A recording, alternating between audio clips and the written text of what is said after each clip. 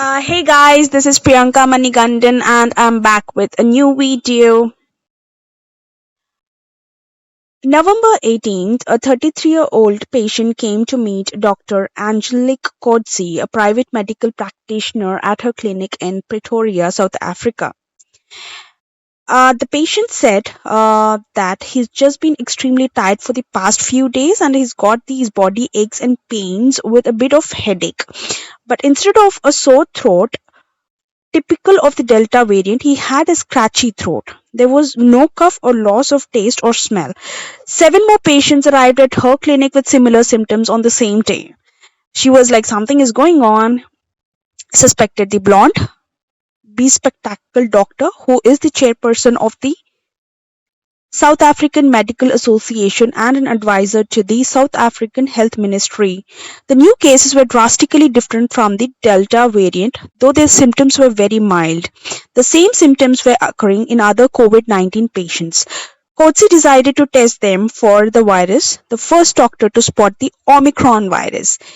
Yes, guys, today's topic is Omicron virus. On ninth genome analysis of the specimen of SARS-CoV-2 taken from an infected patient in Botswana revealed a novel variant initially dubbed B11529, later to be known as Omicron. Now, the WHO is coordinating with many researchers in several countries to better understand how the variant will impact the current pandemic, with new findings expected within days or weeks. The important questions that might come to our mind are: how fast does Omicron spread? Very fast. Yes, guys, so it's going to spread very fast. How dangerous it is? The effects seen so far are mild, but there is not enough data to back this up. Do the current vaccine work against it? Probably not, but research is going and the pharma companies are already tweaking existing products to encounter the new variant. With countries shutting borders and WHO designating Omicron a variant of concern, should we panic? Probably not. The Omicron variant is a call for action rather than panic.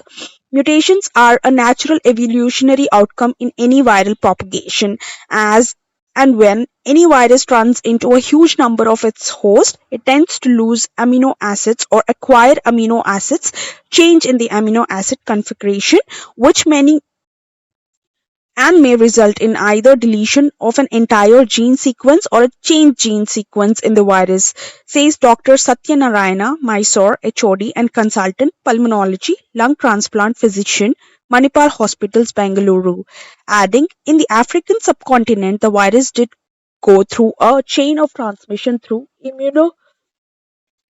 compromised patients, and the healthcare structure probably did not suffice to stop this transmission. He further explained for the WHO to label any virus as VOC, a number of factors have to be met, such as increased transmission, change in the clinical symptoms or disease, of course, um, response to the medications, change in the diagnostic approach, change with respect to response to the vaccine, and the immuno-escape mechanism.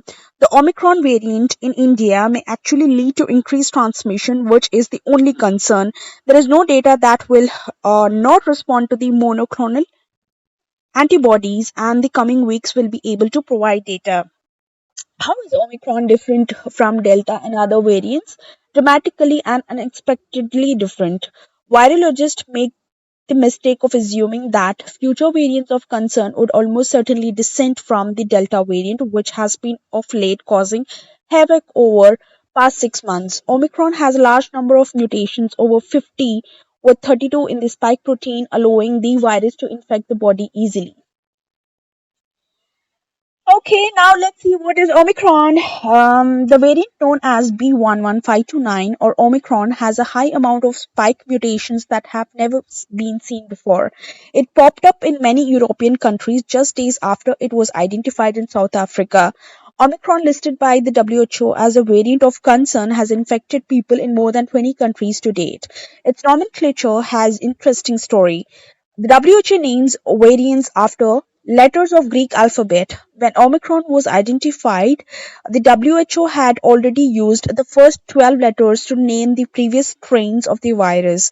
It decided to skip the next two letters, Nu and Z, because Nu can be confused with new and Z is a common last name that happens to be the name of the president of People's Republic of China.